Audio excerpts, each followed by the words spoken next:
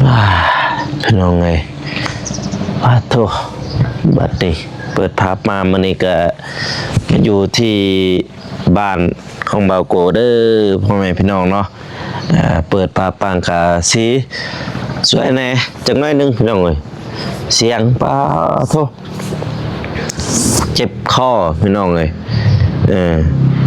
เย็นแห้งพี่น้องทางนี้นี่เย็นนะเพราะว่าประมาณนี้หลังจากที่ว่าทีมงานเก็บกาแฟก็แยกย้ายเนาะพี่น้องเนาะบ่ว่าแต่ว่าทั้งบาโกแล้วก็ทีมงานแยกย้ายเบิดทุกคนเลยพี่น้องเอ้ยเนาะบริการบ่ได้ไปใช้พี่น้องเอ้ยเบิ่งทางนั้นเจ้าหมางบ่แล้วเฮือนหลังนั้นโล่งบัดนี้พี่น้องเอ้ยแต่ก่อนมีเฮือนหลังนั้นแต่เดี๋ยวนี้บ่มีแล้วพี่น้องเอ้ยเนาะก่อนอื่นหมดกับสบายดีเด้อพ่อแม่พี่น้องเนาะว่าสิอยู่ภายในหรือว่าต่างประเทศก็ยินดีต้อนรับเข้าสู่ช่องเปาโกชนบทสปป.ลาวพี่น้องเอ้ยเนาะมาวันนี้ก็อัปเดตเฮือนชานบ้านช่องให้พ่อแม่พี่น้องเพิ่นได้เบิ่งนำพี่น้องเนาะเขตอ้อมเฮือนนี่ก็เป็นกกกระโดดเนาะพี่น้องเนาะกาไว้พอได้ปลูกก็ได้ยังบางทีก็สิปลูกอยู่หัวอยู่สวนแลพี่น้องเลยก็เบียร์กาแฟมีเบียร์กาแฟเนี่ยปีลายเด้มายังมาเบิ่งทีเต้นนี่บ่เบิ่งบ้านท่านนะไอ้ชิมเบียร์กาแฟพี่น้องเลยว่ากาแฟกับพุ่นแหละแม่เล่าเป็นลกเอาแต่บริษัทนะพี่น้องเลยเนาะเป็นลกเอาเบียร์น้อยๆถ้าเบียร์ใหญ่ๆคือวางนาหันเพิ่นลกแล้วกับเพิ่นนั่นเลยปลูกเลยพี่น้องเลยนี่แล้วอ้อมๆเพื่อนพี่น้องเลยเนาะนี่มาเบิ่งกันอีกก่อนมาเบิ่งทางนี้พี่น้องเลยพ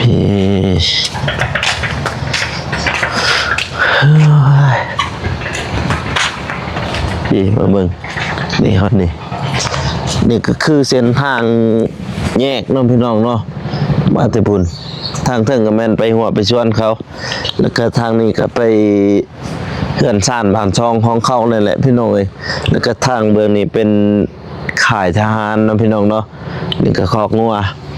ตะกี้เห็นเส้นทางไปจังซี่พี่น้องเอ้ยเขาตัดเป็นจังซี่นี่เพราะว่าทางพุ่นก็เป็นทางเข้าข่ายทหารนะพี่น้องเนาะแต่ว่าบองเฮานี่มันแยกพี่น้องเอ้ยแล้วก็มาเบื้องนี้ซื้อแยกก็เป็นดินเขาจัดชั้นตะกี้เนาะพี่น้องเนาะดินขจัดชั้นสมัยตะกี้ก็เลยให้พ่อแม่ประชาชนเพิ่นอยู่จุดนี้พี่น้องเอ้ยเนาะบางบ่อนก็สิได้ดินก็กว้างเด้บางบ่อนนะบางบ่อนก็บ่ได้กว้างเนาะพี่น้องเนาะเพราะว่าบ้านบาโกได้ย้ายมานะพี่น้องเนาะแต่ก่อนอยู่ในพุ่นอยู่ในขายทหารพุ่นอยู่ในพุ่นแล้ววันนี้เห็นข้าเจ้าเสียขายทหารใหญ่ก็เลยให้พ่อแม่ประชาชนหรือว่าลูกบ้านใหญ่มาอยู่นอกพี่น้องเนาะทางเมืองนี้เขาก็จะแบ่งดินให้พี่น้องเลยนี่ก็คือดินมักโกนะพี่น้องเนาะอันก็ทั่วหลังนั่นแหละนะตอนนั้นแล้วก็มีเราเขาพี่น้องเลยเนาะอันนั้นก็ฮอดหัวหลังนั่นคือกันแต่ว่าดินนี้น่าจะแบ่งแคมนี่น่าจะเสมอกันอยู่พี่น้อยตามที่เบิ่งพี่นี่แหละเรือนชาติมาซองพี่น้อยมีก็รถไทย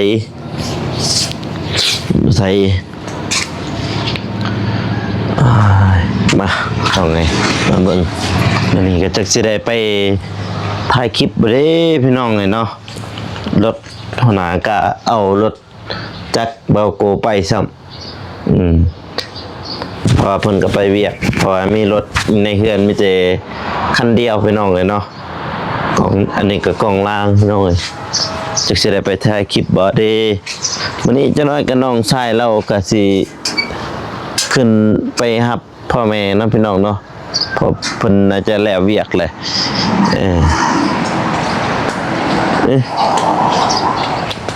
เขากูบ่เสือค่อย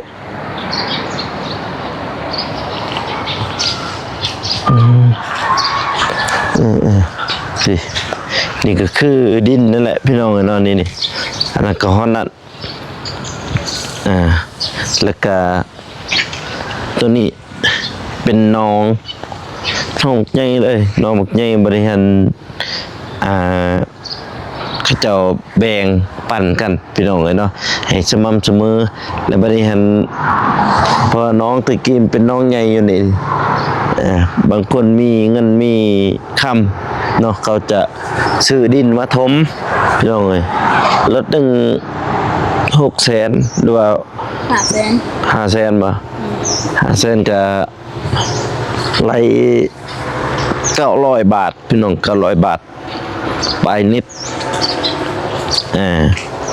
900ปลาย900 บาท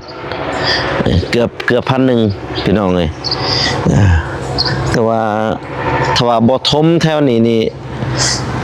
ถ้าว่าบ่ทมแถวนี้ก็คือน้ำมันสิอังเนาะพี่น้องเนาะมันสิไหลมาแต่เฮือนพุ่นแล้วก็มันน้ำออกบ่อแท้นี่พี่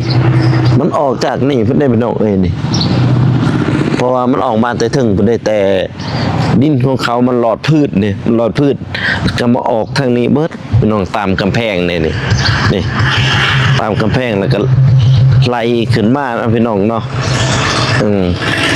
พี่โชคือเห็นจากสี่แม่นมันเลยนี่พี่น้องเลยนี่ตามนี่น้ำมันจะออกมาเห็นว่าเขาทมจนสูงเลยเขาทมเบื้องเขาเลยนี่โอ้โชเขาทมสูงเลยรถโหดแท้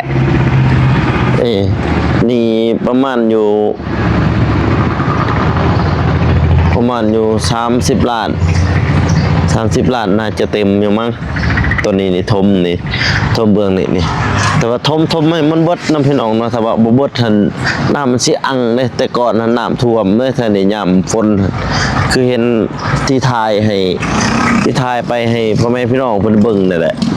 นี่ช่วงนั้นมาแต่ถ่ายคลิปจนบุเอาพี่น้องในทางนี้นี่พี่มาเบิ่งนี่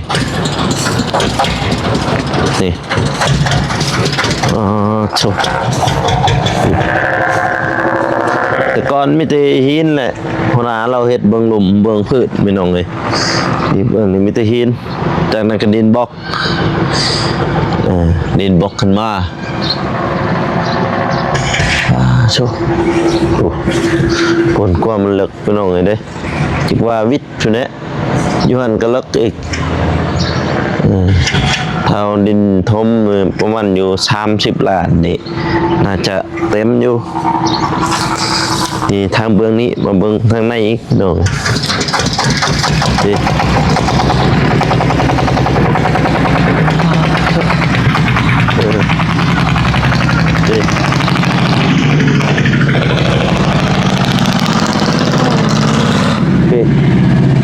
เบื้องในพี่น้องเลยเบื้องหัน0.1นั่นมองลุมเห็นบ่โธ่พี่น้องเบิ่งทางในถ้าว่ายามฝนนี่ท่วมหมดพี่น้องเอ้ยยามแล้งจังซี่กระบกบ่ทันได้เก็บใหม่ยามแล้งจังซี่บกนี่ที่ไรกันสารมาเบิ่งทางหน้าพี่น้องเอ้ย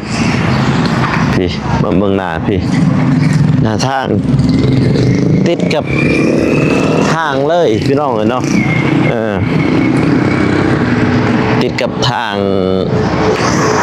ยางดำเลยทางหลวงเลยพี่น้องเลยเนาะนี่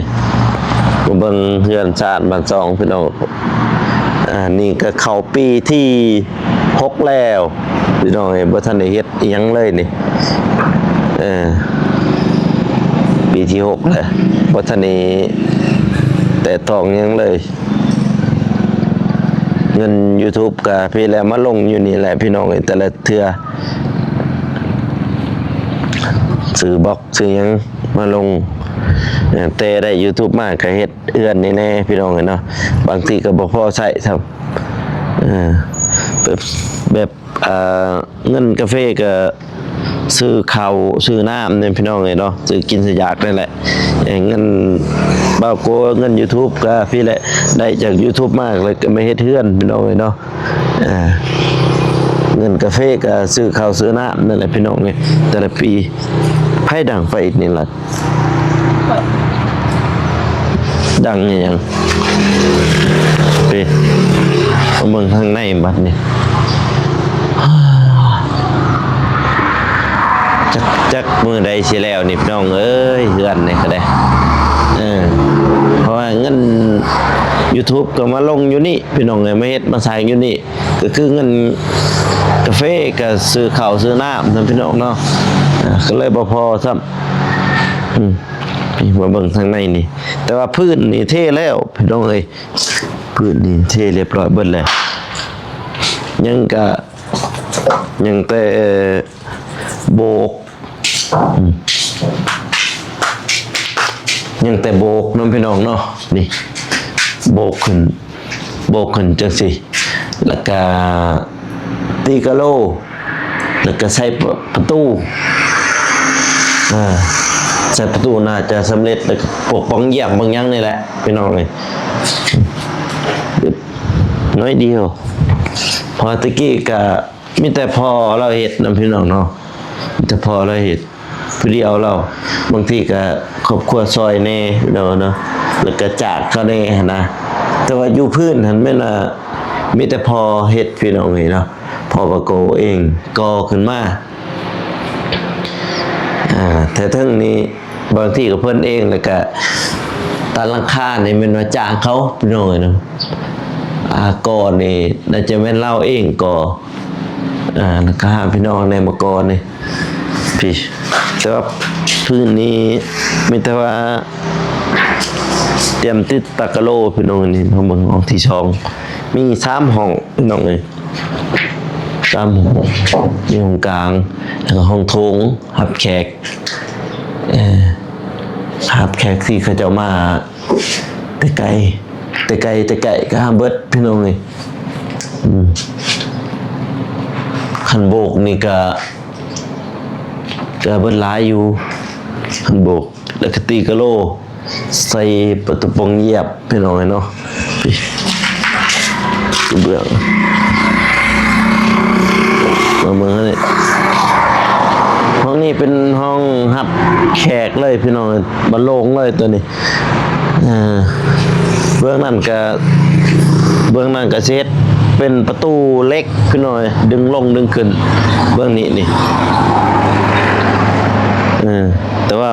เพื่อนขั้วน่าจะเป็นทั้งลังหมดแหละทั้งลังผลเพื่อนขั้วบางทีก็สิได้ต่อออกข้างนั้นแต่มีเงินมาเบิ่งห้องตัวนี้ที่เขาว่าห้องตัวนี้มันหัววะละเจ็กบอนมันหัวมาเบิ่งอยู่บ่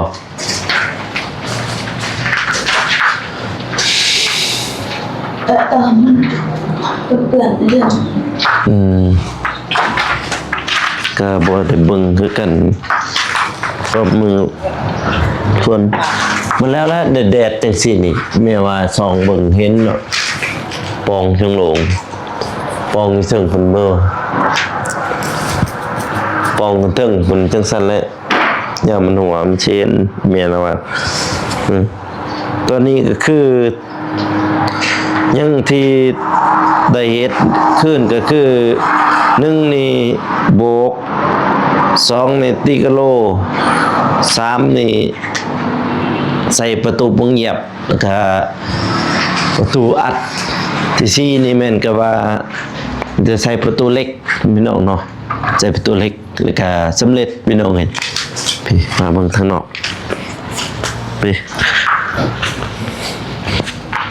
แต่ว่าตัวนี้ก็ยังบ่ทันได้เทพื้นดอกพี่น้องเนาะนี่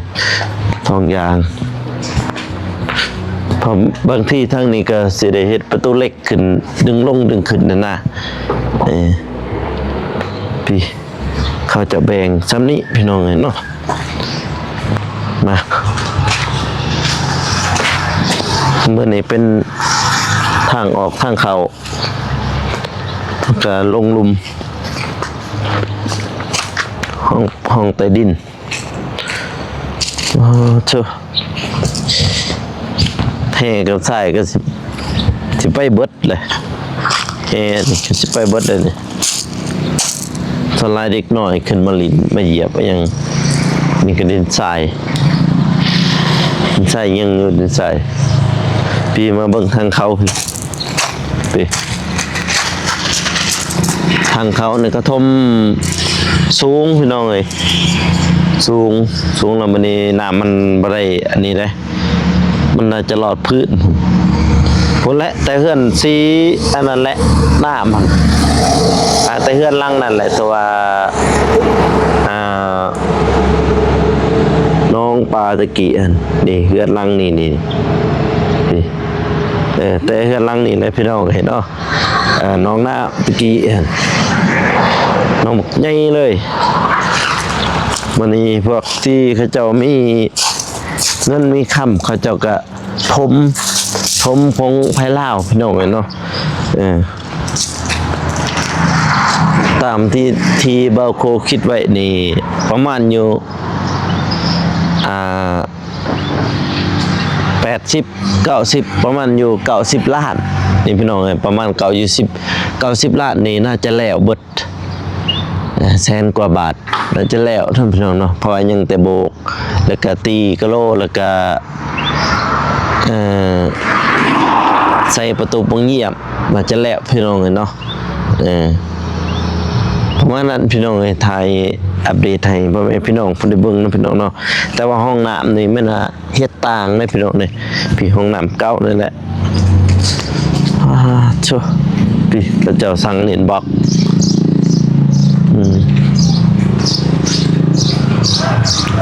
มาวันนี้ท้องฟ้าก็แจ่มใสพี่น้องเลยแต่ว่าพวกเองก็จะได้ไปถ่ายคลิปอยู่บ่พี่น้องเลยเนาะเพราะว่าหัวหน้าเพิ่นเอารถมอไซค์ไปเพราะอยู่ในเฮือนมีแต่รถคันเดียวนั่นแหละพี่น้องเลยเนาะในเฮือนก็มีแต่รถคันเดียวถ้าว่าหัวหน้าเอารถตอนนั้นไปก็เบาโกก็บ่ได้ไปถ่ายคลิปเป็นอย่างนั้นถ้าว่าเราบ่ได้ไปก็บ่กลัวไปพี่น้องเนาะเพราะว่ามื้อนี้เรา เอารถไปโอ้ยเสียงแห้งคอแหบเลยพี่น้องเอ้ยนี่พี่น้องเอ้ยนี่คือห้องน้ำนั่นพี่น้องเนาะนี่ห้องน้ำเมื่อกี้เราซีดอันนี้อยู่นี่บอนตักแต่ว่าบ่ได้ก็เลยบ่ได้ตักเป่งใส่เลยนี่พี่น้องเป่งใส่หัววิทย์เลยเอาพายแล้วก็เป่งใส่เอาจนมันออกพุ่นแหละยังหยุดเหยียบตะปูแม่นประมาณนี้พี่น้องในห้องน้ำอยู่เพื่อนเบาโกพี่น้องนี่เป็นกาแฟพี่น้องเนาะกาแฟเบิร์ดทางนี้กาแฟกะติมอธรรมดาเนี่ยแหละพี่น้องเนาะแม่เรามากาไว้เราเก็บแล้วก็มากาไว้กาเบี้ยทั้งสี่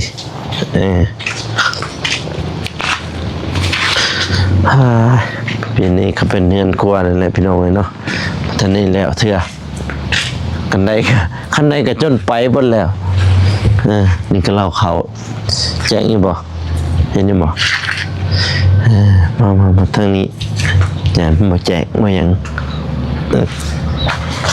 อันนั้นก็เป็นดินของเขาพี่น้องนี่อันนี้ก็เดือนเท่านี้ก็ทางบาโกก็ทายให้ FC หรือว่าพ่อแม่พี่น้องเนาะเพิ่นได้เบิ่งนะพี่น้องเนาะเพราะว่าเพิ่นว่าอยากเห็นเฮือนซ่านของบาโกอีกครั้งพี่น้องเนาะนับแต่ที่อยู่ เนาะพี่น้องเนาะบ่นอนกันเป็นอยู่เทิงนั่นแหละพี่น้องเนาะบางคนเขาว่าลายเจ็บคอเลยพี่น้องเลย แต่เบิ่งพี่น้องเลยเนาะเพราะว่ามื้อนี้ก็ทางทีมงานเฮาก็สิได้มีการแข่งขันเนาะพี่น้องเนาะเตะฟุตบอลหรือว่าเตะบาสนั่นเองเนาะพี่น้องเนาะสิ่งรางวัล1 ล้านกีบพี่น้องเลยเนาะเพราะว่ามีทางผู้ใหญ่เพิ่นเด้สนับสนุนเนาะพี่น้องเนาะ1 ล้านกีบแต่ว่าบ่ฮู้เตะกับทีมไหนหรือว่าทีมเก่าบ่น่าจะเป็นทีมเก่านั่นแหละพี่น้องเนาะเห็นทางบ่เจ็บเพิ่นประสานเว้าหลายก็เจ็บคอแล้วพี่น้องเนาะเว้าจนสิบ่ออกแล้วก็ประมาณนั้นพี่น้องเนาะกระทายเขื่อนซานบ้านซองให้พ่อแม่พี่น้องเพิ่นได้เบิ่งเรือนใหม่แล้วก็เรือนเก่าพี่น้องเนาะมันนี่ก็ทั้งบ่โกก็จะได้จบคลิปเด้อพ่อแม่พี่น้องเนาะอย่าลืมฝากกดไลค์กดติดตามเพื่อเป็นกำลังใจให้บ่าวโกเฮ็ดคลิปต่อๆไปเด้อพี่น้องเด้อสำหรับคลิปนี้ขอกล่าวคำว่าสบายดีพี่น้องเอ้ยแล้วเจอกัน EP หน้าหรือว่าคลิปต่อๆไปเนาะพี่น้องเนาะนี่ก็เว้าสิบ่ออกแล้วพี่น้องเอ้ยเด้อบ๊ายบายพี่น้องแล้วเจอกัน EP หน้า